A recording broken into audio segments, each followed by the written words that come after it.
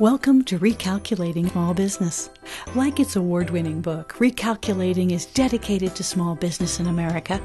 Your hosts are Don Mazzella and Dan Perkins. Don Mazzella is the editor-in-chief of the Small Business Digest. Dan Perkins is a registered investment advisor with 43 years' experience in managing money. Dan Perkins here, your co-host, along with Don Mazzella of Recalculating for Small Business. Our radio program is dedicated to you, helping the small business owners increase their profits. We draw our name from Recalculating, voted the best small business book of 2017 by the Independent Press. In this book, it features ways to grow your small business. Now, here's Don Mazzella. Welcome to Recalculating for Small Business.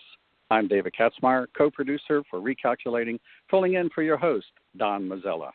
Don was called away from today's program, but he will return for subsequent shows. Meanwhile, your other host, Dan Perkins, is here for what is sure to be a very interesting show. Today, we'll be speaking with Alex Marlantes, co-founder and CEO of Everlance. Applies today's technology to automate mileage and expense tracking and reporting. They track your trips automatically with an easy-to-use app so you don't have to. When you go for a drive, their intelligent drive technology detects your trips automatically in the background. One may classify trips in a single swipe on a mobile device. You can generate beautiful reports effortlessly as Excel spreadsheets or PDF documents. Optimizing efficiency means that people, on average, discover more than $6,500 in tax deductions. Alex Marlantes reveals how independent workers and entrepreneurs view and handle annual tax requirements set forth by the Internal Revenue Service. Alex, we welcome you to the Recalculating for Small Business program. Here to ask you a few questions is your host, Dan Perkins. Dan, over to you. Thank you. Alex, welcome to the show. Well, thank you so much for having me. That was a very generous introduction. Well, we try and be friends with our guests. We're not out to hurt anybody or embarrass anybody. We just like to have them have an opportunity to tell their story. I have to tell you, Alex, as I reviewed this before the show, I couldn't help but think about, and this is probably the wrong way to put it, but it's how my mind thinks. I have in my pocket, I have an iPhone that has a step counter, and every step I take, it counts, and at the end of the day, I look and see how many steps that I took today. Doesn't tell me where I went, doesn't tell me how many steps were up the steps or down the steps, just how many steps. But I wonder if there is, in a sense, similar technology in what it is you do, is that you follow the person wherever they go. Is that a fair illustration? Yeah, 100%. I think that's actually a pretty good analogy. I think we started the business about 2.5 years ago, and part of the insight was that, my father, for example, is a novelist, and so if he's in between assignments or working on a book, he used to keep a paper mileage log, and he'd also have sort of a shoebox of receipts, and sort of those two things are required to, add up all the business deductions. So I'm sure that's familiar to your listeners. And, Sure. At the time, I was in Silicon Valley, and I sort of thought, hey, the smartphone seems perfect for taking care of these two things. Maybe you can automate it. So similar to a step counter, what an iPhone or an Android phone has, it's got a camera, of course, for the receipts. But for mileage, it has something called an accelerometer. So the phone can tell sort of how fast it's moving. And, of course, it's got GPS. And so if you stitch those two things together, you can create sort of an innovative way to create an IRS compliant mileage log without needing any input from the user. So that's what we've done. Alex, we over the course of the 1.5 years we've been doing this show, we've had a lot of people who have phone-based technology, and I understand it's a powerful tool. But if you wouldn't mind, Alex, I want to ask you some questions about the process of how your program evolved. I'm not a programmer. I am, in addition to being a talk show host, I'm an author too, like your father. And I'm curious, did you go out and hire a programmer? You came up with the idea and said, okay, this is what I want to do. I don't know how to do it, so I got to find somebody who's got to write me code to make it work. Tell us a little bit about how the business got started and what were the challenges of bringing your dream to market. Yeah, great question. So around the time, I was thinking about doing this. I was actually a grad student down at Stanford. And so Stanford, being in the center of Silicon Valley, is sort of this hotbed of people who want to start apps or build software-based businesses. And, I was talking with a lot of different programmers and sort of thinking whether I should learn more programming myself. I was a math major in college and, have some inclinations that way, but realized that I wasn't the best at that. And then I got really lucky and met my co-founder, who was also a grad student there. And so we're equal partners, and he's our CTO. And so we sort of started the business, the two of us together, with him sort of taking care of pretty much most of those programming obligations to start. Mm-hmm. And so was he the guy who actually put the code together to merge all the various existing technologies? Did he write the code? Did he write the software program? Yeah, he sure did. So he's much more talented. He's much more talented than I am. Sometimes people joke. No. So why don't you just, Alex? Excuse me. Why don't you just say he just has different talents than you? Not that he's more talented.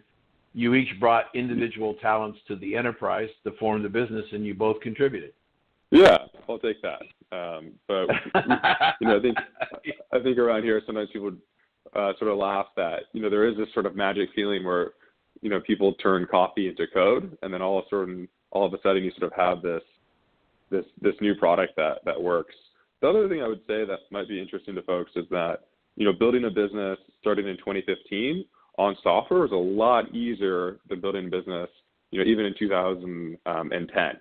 So in the last few years, Apple's done a lot to sort of create these things called SDKs, so like software development kits, where you have a lot of pieces that can kind of function right out of the box. So we rely on things, for example, like GPS, and rather than us writing a lot of custom software to get that GPS data, right, like a latitude and a longitude, the phone already has that. Mm-hmm. And the phone already has that maybe because you want to use Google Maps, right, or maybe you want to use Yelp to find a restaurant. And so developers can sort of rely and sort of step on the shoulders of previous developers for a lot of those things. And building a business, today is so much easier than it was even just a few years ago. That's a terrific insight because I didn't even think about that in many cases, if I'm hearing what you're saying, in many cases the black box was already invented. You just put add-ons on the black box to make it special for you. Yeah, exactly. So a good example might be, you could have a precocious high school student develop an app, and if they use something like Google Maps, all of those maps would be beautifully rendered, and they could put a pin in the map. All they needed to do was say where that pin was going to go, and then they borrowed everything else from Google, right, which is this open source repository of all that information. And so, Google's business model, they want people to use that sort of stuff, but the speed at which you can build software products just keeps increasing, every single year. So our program is dedicated to small business people, men and women who are starting, building, and growing their businesses. Help them understand, when you came up with this idea, what were some of the challenges that you went through with your partner together to bring it to where it is today? Sure.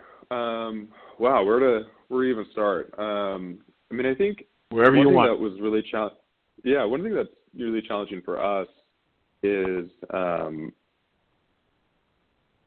we didn't have our first customer pay us for about a year and a half. And so that's really challenging. So our business model, I think, different than, some other businesses, you have to sort of pre-fund a lot of the research and development. So before you can start selling the product, You just need to be building, you need to be marketing.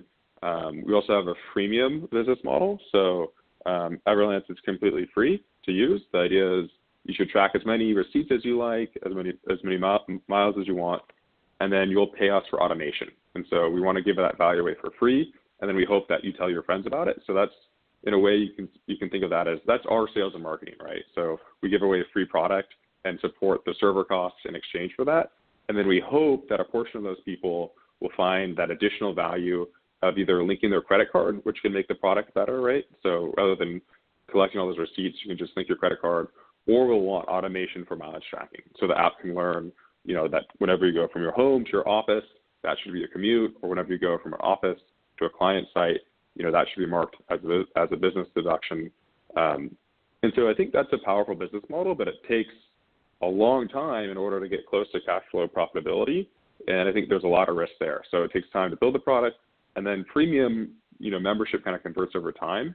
So I think that was a challenge where, you feel like you're kind of flying blind a little bit. I think having interactions with a customer and repetition with a customer, especially paying customers, is the strongest source of validation. Those are the best signals. Like, imagine if I were running a retail shop, talking to someone and sort of figuring out, hey, are the people walking into the store buying our product? Like, that would be so important. And for us, we almost didn't, know whether that was going to be the case until 2 years later. So I think finding ways to have de-risked that earlier would have been really powerful for us. So trying to sell at least a piece of it, or get a stronger signal. I mean, thankfully it's all working out. I think sometimes, especially around here in San Francisco, there's sort of this build it and they will come attitude, and I think that really hurts a lot of entrepreneurs. Right. So is the Small Business Administration, in a lot of their research at looking at why small businesses fail, you somewhat address that, because they say that it isn't because the idea is not without merit. It's that the reason why so many small businesses fail is that they are undercapitalized. They don't have enough money to see them through the lean time while they're trying to build the business. And it sounded to me like you waited, you said maybe as much as 2 years before you had your proof of concept that people would in fact pay for what you're doing. Is that true? Yeah, it's true in a way, and that's a really interesting thing you just shared. I wonder whether that people don't plan correctly, so it takes longer to get to profitability than they think, or whether they're undercapitalized from the start. That would be an interesting statistic to learn more about. But in our case, what we did have was an app in the App Store with a lot of users and engagement. And so we sort of released this free app, and then, within a few months, we had thousands of people using the app every single day. And we were able to use that sort of proof point to go to investors and say, hey, look, people are really engaging with our product. We're not making any money today, but we know there's something there. We haven't spent any money marketing. They've gone out and found our product. They're telling their friends about their product. We think this is a mission critical thing for them. We're kind of becoming kind of like their financial system of record, and really helping them stay organized, get prepared for taxes, save money. I think another thing that the Small Business Administration cites as a statistic is that people that are use accounting software or use a bookkeeper or something like 40% more likely to succeed. So, I think we're similar to that, that if you're using something like Everlance, you're more on top of your finances, and so whether you're going to have a cash crunch or whether you're going to run out of money in a few months, or how profitable your business really is. But to return to the question, what we did is we had that proof point of engagement, and then we went to investors and said, hey, there's still some risk in the business. Are you willing to take a bet on us?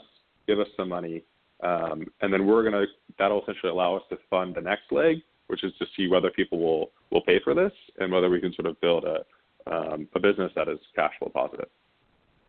how again, going back to challenges, how difficult is it to start a business when the business model has a free product and a premium upgrade? How difficult was it to begin to transfer those people from free to paying a premium? What did you enhance to do to make the premium desirable on the part of the free users? Yeah, I think it's a really big challenge, and I think also, for us, the way we thought about it is the only asset that our company really had at that point outside of the technology was this sort of brand and trust with our end users. So to have these at that point, I think we probably had 100,000 users, but to sort of flip the script on them and say, hey, now this product that you've been, you thought was free and you've been using with the expectation that it's free is now paid, like that would just not be something we'd want to do, as the managers of the business. And we thought it would be kind of horrible for our brand and a horrible experience for them. So what we challenged ourselves to do is, could we add an additional few features and sort of have those be beyond the paywall? And so, everything that you're currently getting will continue to be free, but by the way, there's some extra bells and whistles, and we're going to charge for those, and that's how we're going to build a business. And so I think that worked well for us. It's scary because, right when you do that, at least for us, the revenue didn't, just flow in right away, right? Because you have to sort of slowly teach people about those features, and they adopt over time. It's not a one-way thing. We weren't offering people handcuffs. We're just sort of offering them, reasons to use that extra product. But we think, over time that's more powerful, especially because, the engaged users were telling their friends about it, which kept, I think the plus side of a freemium model is the top of the funnel is so much bigger. There's just so many more users trying your product, telling their friends about the product, and the amount of inertia it takes to overcome to try your product is really small. People sort of see the product and like, hey, it's free. Why not give this a shot? And also I think because it's an app, there's this sense that you can kind of get started in a few minutes and check it out without too much risk of time or money. So how did you and have you changed as to how you acquire prospects? Yeah, great question. So the word of mouth, that's been our number one source, and it continues to grow. So that's great. We'd expect it to kind of continue to grow with, as our company gets bigger and bigger. Another thing that worked really well for us in the beginning was just really a lucky break, which is we were featured a few times by Apple. So Apple will do sort of like, an app of the week or a spotlight on the finance or business category. So we were chosen for that. So that's kind of like a stroke of lightning. I think we worked hard, and I think we also really focused on user experience, design, and sort of making, at the time I think most business apps and, finance apps were kind of more designed by accountants. They didn't feel that friendly to use. They didn't feel that quick and easy. And so I think our app sort of stood out there and allowed us to get featured. But that's really kind of like a sugar spike. You see a big jump of users, and then it sort of collapses down. So you think you're a genius that week, and then the week afterwards you're kind of depressed because that surge of users left. But what happens in the interim is your base keeps building, and it just exposes you to more and more segments. So for us, when we started, we never thought, for example, real estate agents would be a great category of users for us. It turns out there's over 1 million real estate agents. They're all independent contractors, and they're in their car all the time working with clients. And so they really had this pain point of keeping a mileage log. And then lo and behold, we're seeing all these customer support tickets from real estate agents and questions. And so now we have we listened to that, and that was kind of an exciting, happy break. And this year, for example, we're partnering with Realogy. So Realogy is a public company that owns Coldwell Banker and Century 21 and Sotheby's and a few other brands. And so, the two of us will work together to share Everlance with their members, and we'll give their members a discount And in exchange, we get access to, even more members as part of sort of a user education thing. And so that's that's really great for us. So I think, as the business is evolving. Go ahead. Yeah, I was just going to say, as the business is evolving, we think partnerships will be a bigger and bigger channel for us. So, at first, I think if you don't have any credibility, the partner is like, hey, there's a lot of software products, and we can't tell our members about everything.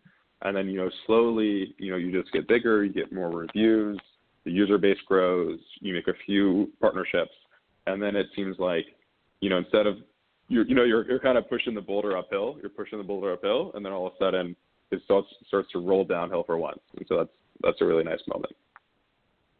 So what does it cost to acquire your service? How much does it cost us to acquire a user, or how much does it cost a user to get Everlance?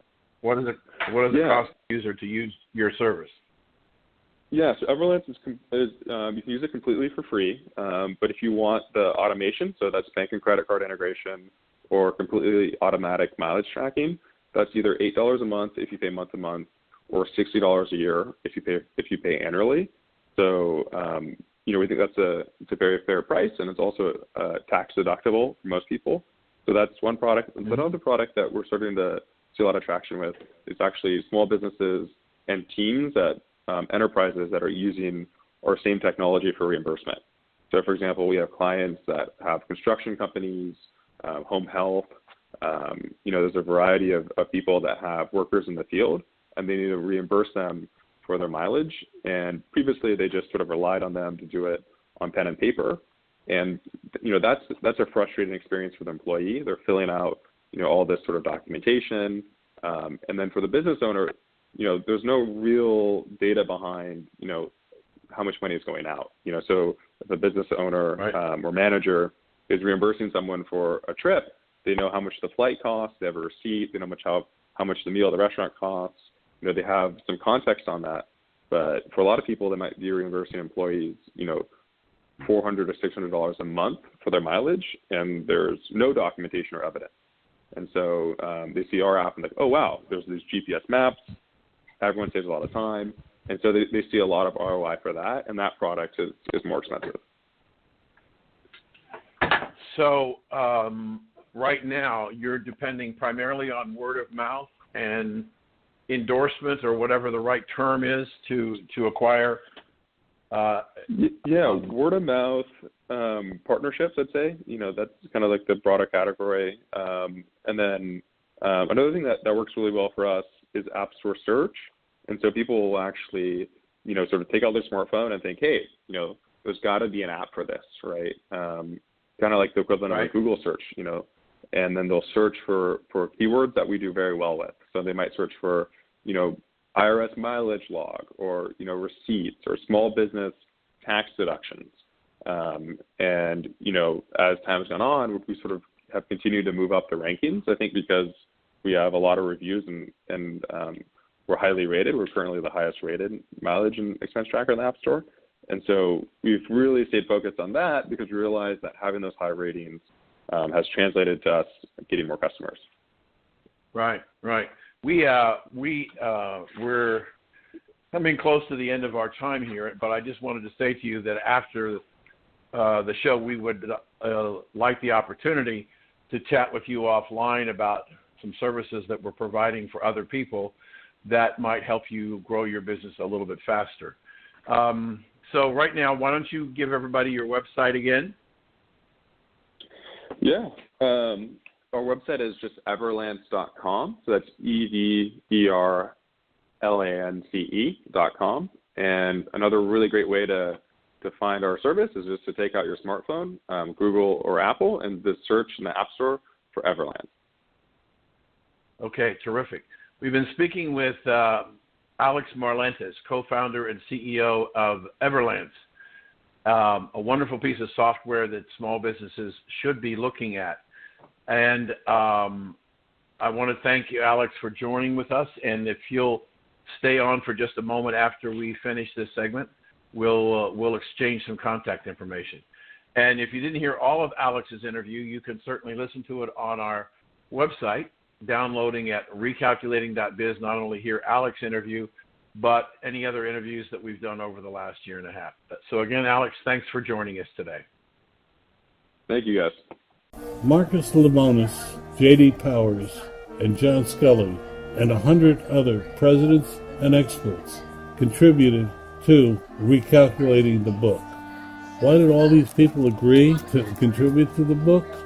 I'm Don Mazzella, and I'm the editorial director of Small Business Digest.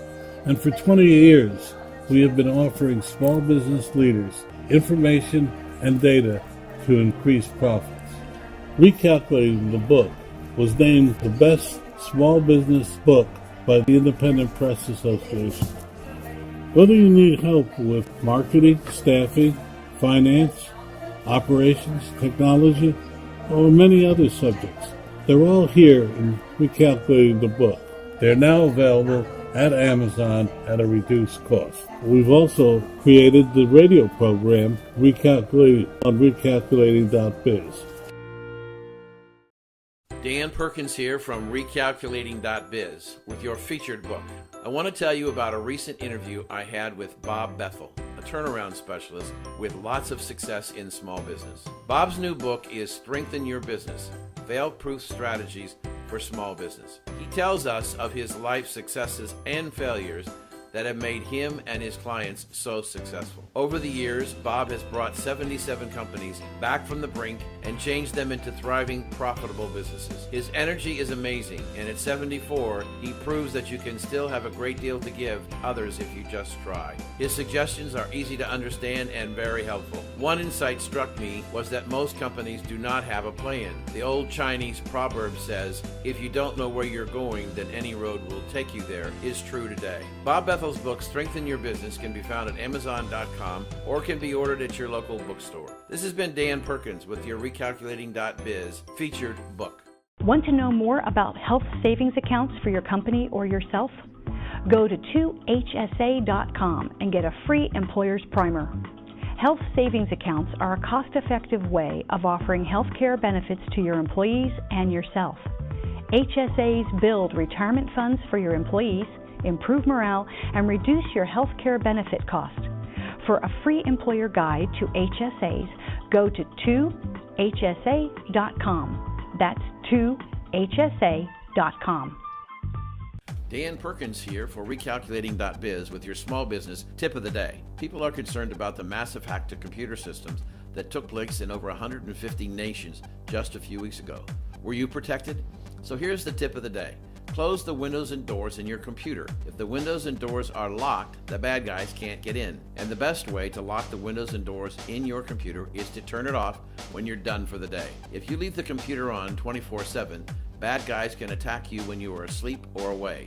You lock the doors and windows of your home when you leave home, don't you? So lock the doors and windows of your computer. If you have employees, make sure they turn off their computers when they leave for the day. Make sure you set your computers to automatic download for system updates. That way you will always have the most recent operating system. Just turn off the computers and you'll have a new title, the head of cybersecurity for your business. Go to recalculating.biz for more helpful tips. This has been Dan Perkins with your Recalculating Small Business Tip of the Day.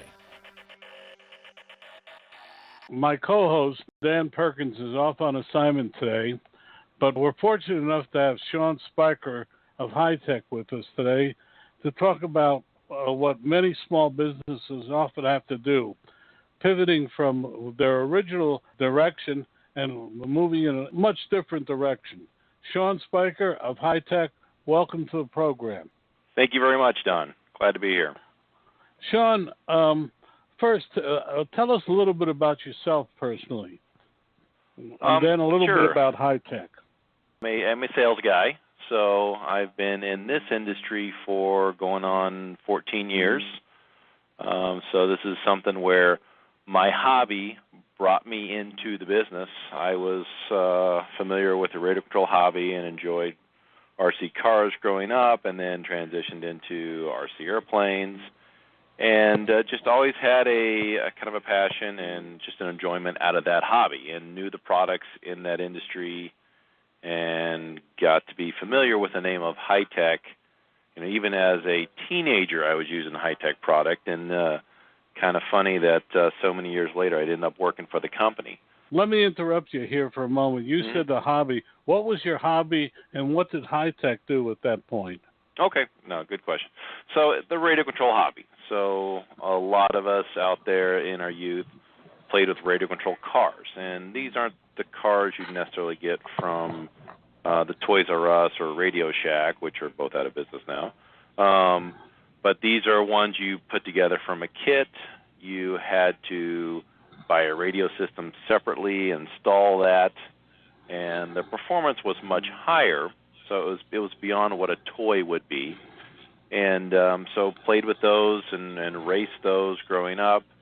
And then also there's the RC airplanes, which some people see or some people are familiar with, where they're out flying, either fairly small, airplanes that are maybe 2 to 3 feet up to 6 to 7, 8 foot airplanes, radio control airplanes, and they're big models, and they fly just like a real airplane. But there's a skill in not only flying them, but building them, repairing them.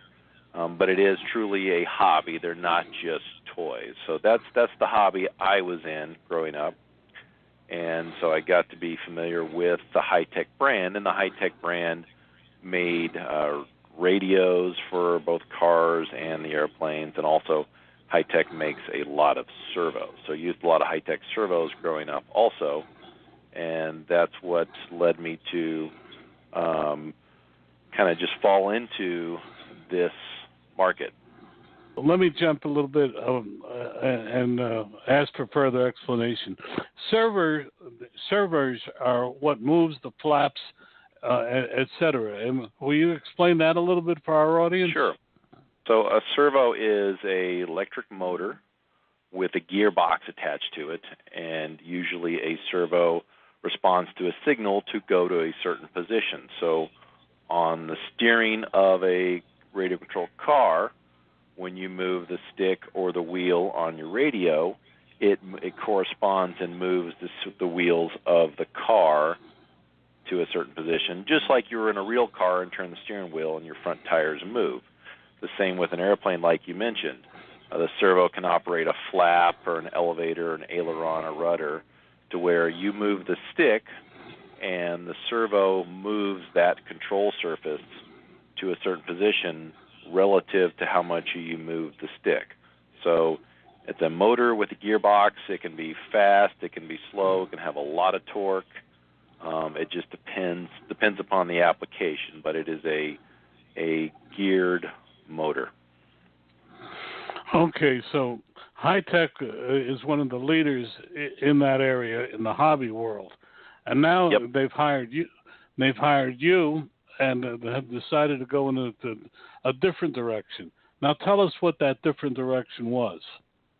So, well, the direction is outside of the hobby end user.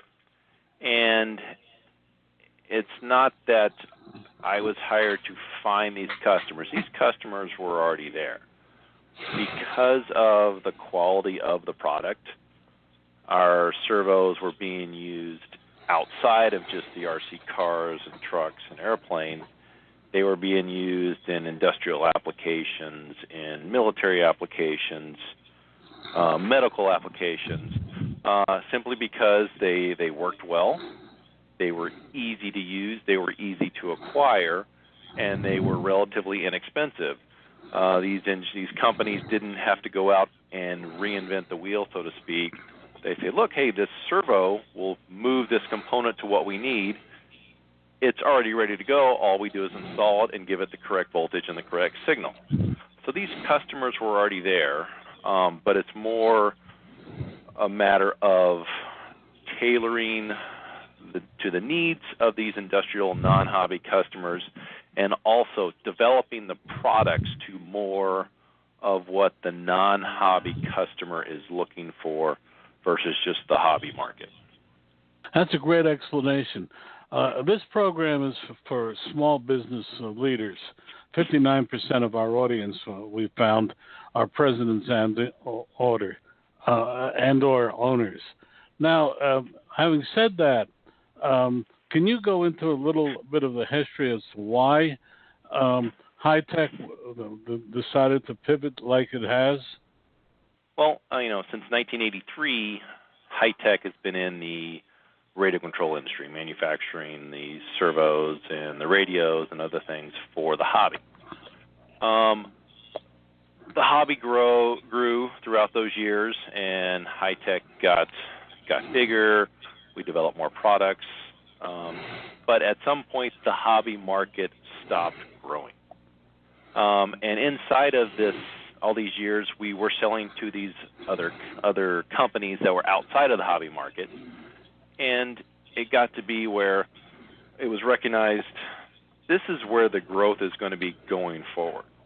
So these are the customers we need to start tailoring the product to, start speaking with and communicating with, determining what their needs are in the future, and also maintain and grow those relationships with those non-hobby customers for us to continue to be successful as a company. So in 2017, we did make an official split, creating HiTec Commercial Solutions, a division of HiTec RCD, and that's to service the needs, the sales, the development, the product development of these non-hobby customers. And, every day we talk to somebody who has used our product in the past and like, well, we want to use your product here, but we need it to do this. And so it's up to our engineers and the servo team to go back and say, yes, we can do this.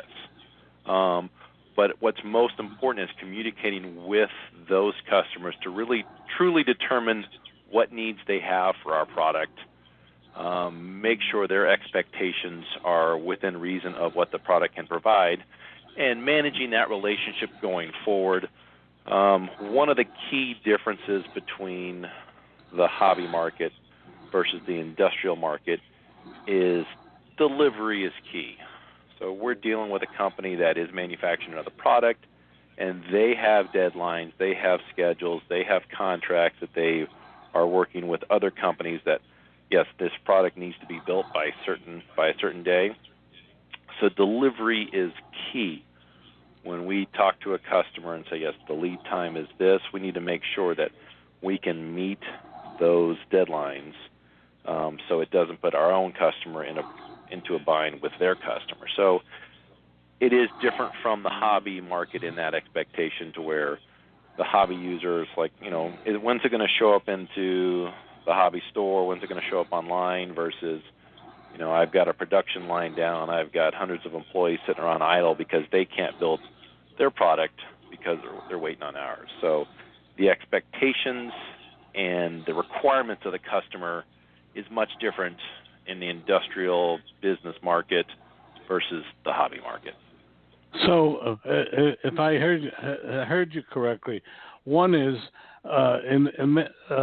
prior to this, if someone would come to you and integrate your product into their product and then move forward, you are in effect going out and talking directly to the ultimate user. And two, if I heard you correctly, you're saying first you had to figure out, could you meet the deadlines? Did I hear that correctly? Yes, it just the deadlines become so much more important when you're dealing with another company's production line of installing our product into the product they're building. So managing those deadlines, managing the expectations of the customer as far as when product will be delivered, and meeting those goals has become a much more important part of our business, and the part of the commercial side of the business that needs to be met, that needs to be a constant communication between us and the customer. It's not just, here's the product, here it is, it's going to be on the shelves. It's, no, here's the delivery date of the product. Here's the delivery date of the product that was customized for your use. And, this is the delivery dates going forward. So it's just a different type of experience dealing with the customer when it is the non-hobby market. That's very true. And how did you go about making what is oftentimes a very difficult transition? It was a slow process. It's not something that can be really rushed, but we recognize that certain product lines are going to be just for the commercial side, so we started making that transition. Certain components that don't necessarily affect or are needed in the hobby market being integrated into our products. We did change. We moved to a different office, separated the two, different warehouses, things like that. But it is a slow process. There still is some intermingling of resources, things like that, to where we might have to go to the other office where something is stored. But it is a process like anything else. It's not overnight. It is something that you add to as you go along. A year from now, we'll probably be 99.9% separate. But right now, it's still an ongoing transition, and it's never easy. Change is never easy. Moving is never easy. But in the end, it's going to be very, very much worthwhile. Well, as the face of the company, what is oftentimes what are some of the difficulties you ran into, and how did you overcome them? Some of the difficulties that we've encountered in this transition is the new technologies that have not been, not necessarily invented, but haven't been utilized in the product. Recognizing that the market is looking for different ways to communicate with our products. So having to go to the engineers and say, instead of using this protocol, we need to be able to use this protocol, things like that. And the most difficult part in something like that is not every customer is consistent. With the hobby market, this was the way you did it, and that was just understood. Now, in the commercial market, where you're dealing with thousands and thousands of engineers and differences of opinions on how to get something done, or just new and innovative ways to do something, the need for developing and staying on top of technology is the difference between life and death of your company. So staying on top of trends, staying on top of what the market's doing, what our customers are doing, what the future needs of the customer are. And that just involves communicating with the customers, communicating in the market, staying on top of where the technology is going, and making some pretty bold decisions on where we think those markets are headed and what technologies are going to be utilized. So it's just a matter of, you can't sit back and rest on what you have. You have to continue to develop it. So that really is the challenge. Where's the market going to go? What technologies are going to be utilized? How do we integrate those into our products? Are you going into the robotics market as well? That is a big part of it. We've been in the robotics market, and there's quite a few different types of robotics markets. There's the industrial production, the types of robots you see in the videos, assembling cars, things like that. There's the educational robotics, where middle schools and high schools are in contests and they're using servos and they have challenges that they have to do every year. And then there's just general robotics, like could be animatronics, it could be theme parks. We're involved in most of all that, heavily involved in the educational robotics. We're getting more involved in the animatronics, more involved in the industrial servo actuators that are on assembly lines, things like that. So we're continuing to grow. These are all huge growth markets for us. And so it's just a matter of developing the product and having the product that is the best in that category for that price range in those markets. Well, let's talk a little bit about HiTec in general. What is the corporate culture and what is the corporate ethics that you project out to your clients? Good question. So, I still consider us a small company. So a small, very personal company where we can be reached, phone call, email, almost at any time. And, most of the customers have my cell phone, but value, it's just ethics as far as, we're supplying, we're being honest every step of the way. We're manufacturing a product that we can stand behind. It's a family culture to where we get together with the owner of the company. We get together with the different divisions of the company. So, we have divisions in Korea and Germany, and so we're constantly meeting with these different divisions, almost on a daily basis to communicate together direction, where we're going, what we're developing, how we're selling that. A lot of times, the world is getting smaller and smaller all the time. We might be dealing with the same customer over in Germany as we are here, and what the needs of those customers are, how can we better service those customers. So it is still a small business, and that does allow us to react quicker and make adjustments, make changes.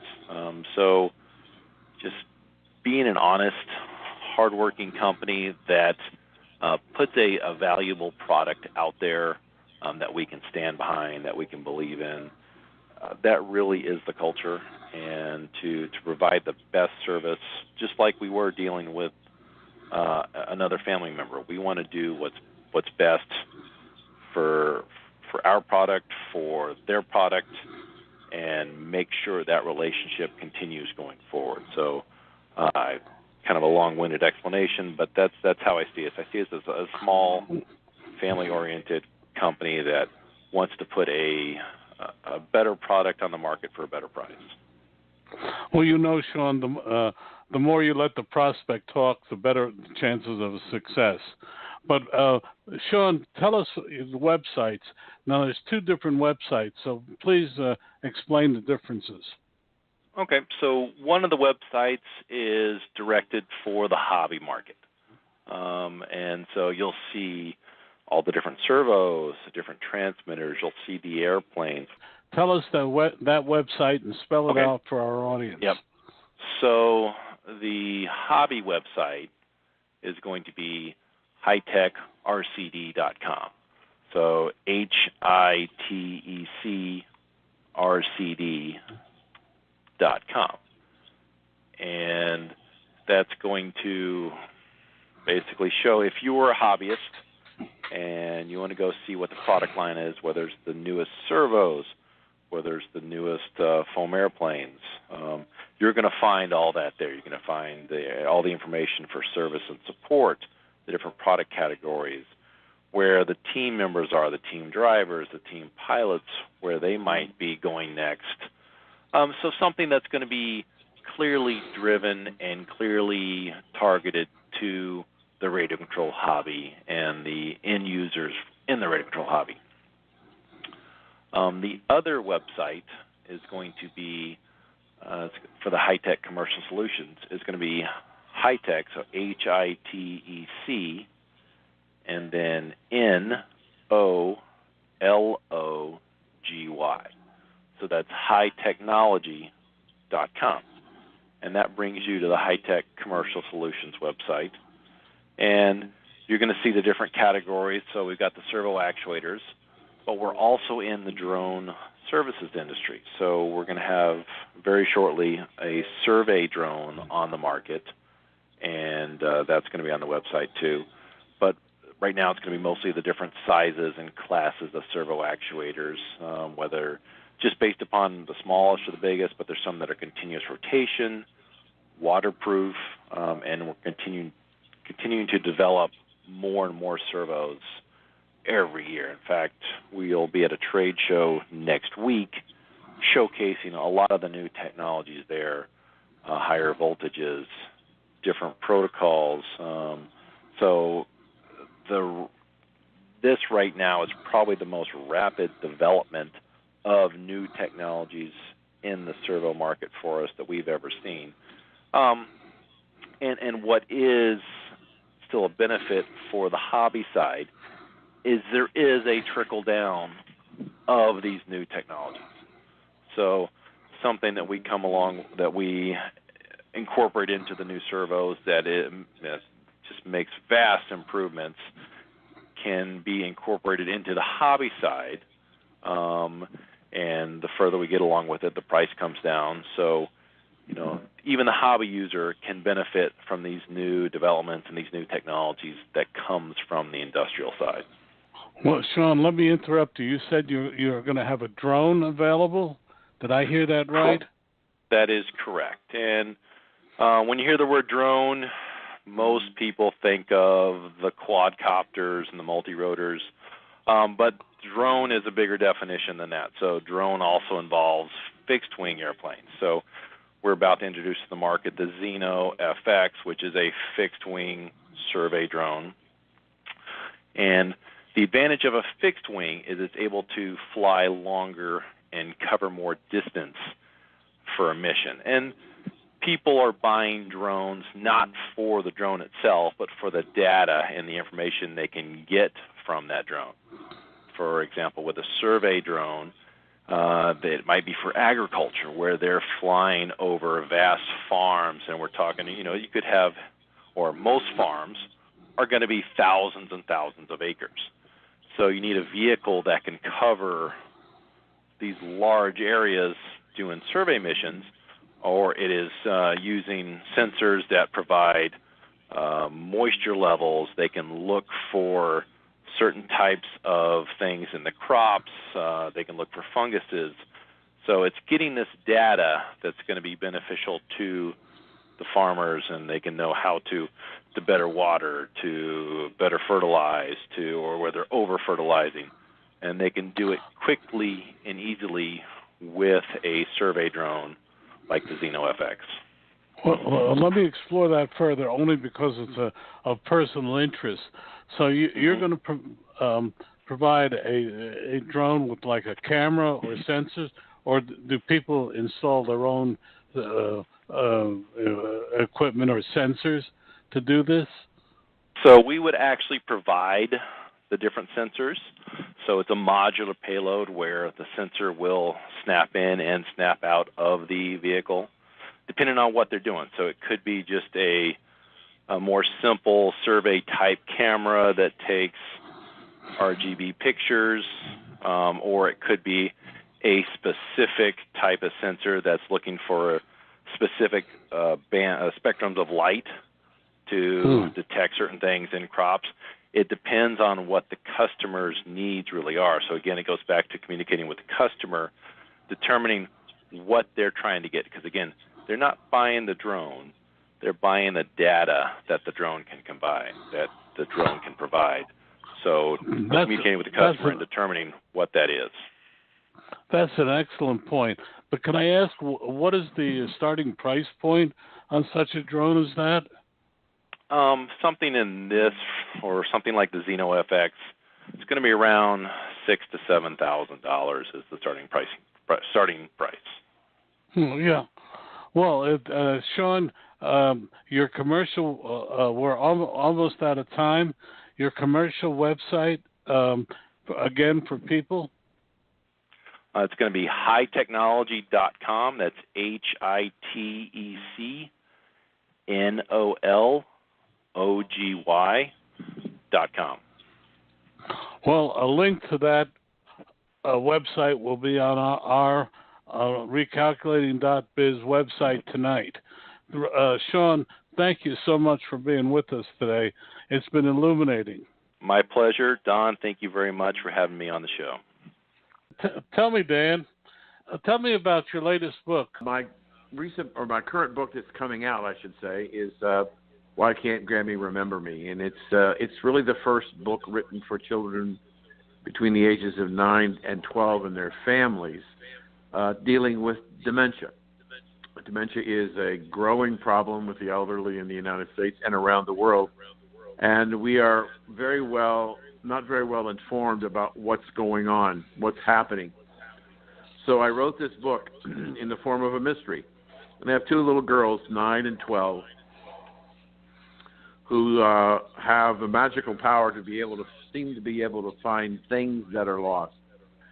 And so they go to their dads and moms and they say, we work all over the neighborhood helping people find things, and we seem to find things. And their dad says, yes, you have a magical talent to do that. And they said, we'd like to start a business to see if we can help other people. So they decided to start a business. The two girls' names are Hudson and Charlotte, and they start H&C's Lost and Found. If you've lost it, we find it. And so they build a business, and they convince the dads to build them an office and a treehouse in the backyard, and they get busy making posters and flyers trying to get customers. And their dads take them downtown, and they put them in the windows and on the telephone poles and light poles, and they go home, and first week goes by and nobody comes, and the second week and third week and nobody comes.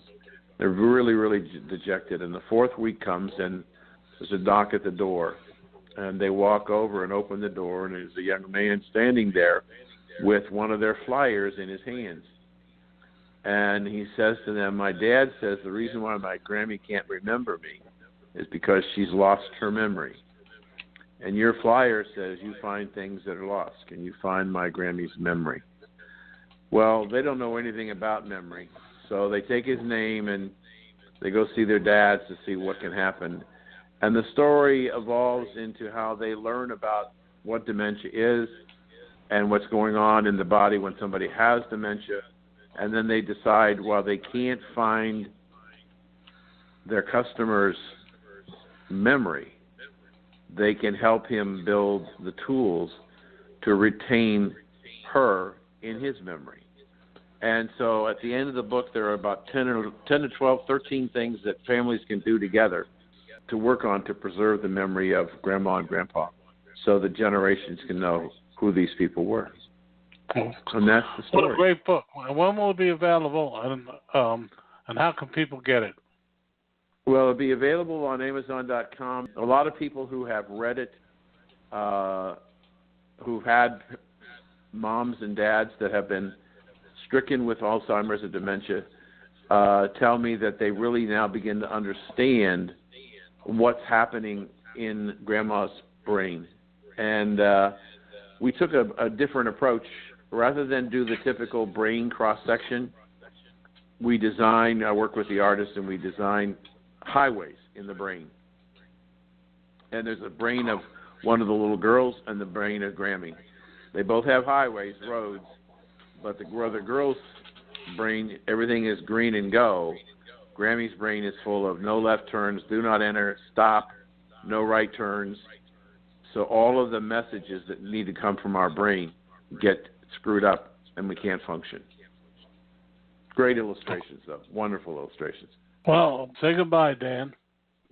All right. Time for us to go. Thank you for joining us. And by the way, if you didn't hear all of today's show, you can go to recalculating.biz, and you can pick up this show and past shows to expand your knowledge as becoming more successful entrepreneurs. Thank you for joining us, and we'll talk to you next week. Well, Dan, what do you think about today's guest? I thought they were terrific. We had great diversity. We had some really good ideas on small business and what they can do with credit and how they can save money with the gentleman from Spent. So I think there was a lot of good stuff.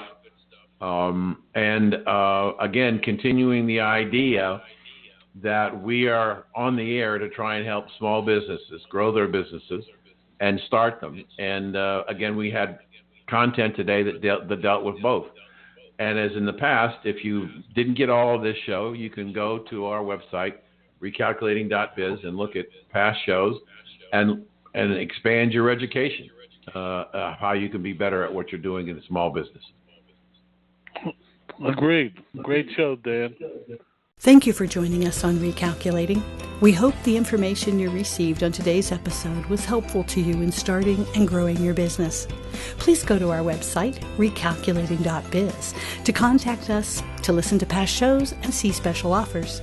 Until next time, remember, if you grow, we grow. Join us next week for more helpful ideas to make your business a great success. Recalculating, a program designed to help you be successful.